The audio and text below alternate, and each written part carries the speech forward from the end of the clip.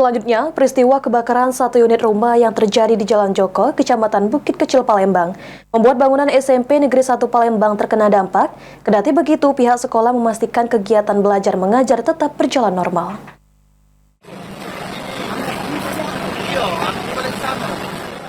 Peristiwa kebakaran satu unit rumah di Jalan Joko, Kecamatan Bukit Kecil, Kota Palembang, kemarin malam mengakibatkan bangunan gedung sekolah SMP Negeri 1 Palembang juga ikut terkena dampak.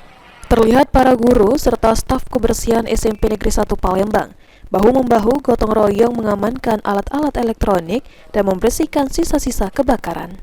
Kepala Sekolah SMP Negeri 1 Palembang, Maju Partogi Simajunta mengatakan, saat kejadian kondisi sekolah sedang kosong. Kondisi bangunan yang berada persis di belakang sekolah membuat pihak damkar terpaksa memecahkan jendela untuk menyemprotkan air serta menjebol plafon untuk memastikan tidak ada api yang menjalar ke bagian atap sekolah. Walaupun ada 3 bagian ruangan yang terdampak, dipastikan kegiatan belajar mengajar di SMP Negeri 1 Palembang akan tetap berjalan normal. Buka. Cahayanya sudah nyambar, apinya sudah nyambar. Ternyata ya bisa terkendali.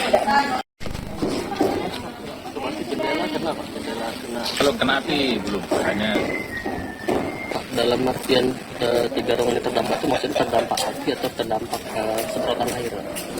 ya terdampak semprotan air. Jadi bukan yang api itu tidak sampai ke sekolah, Pak?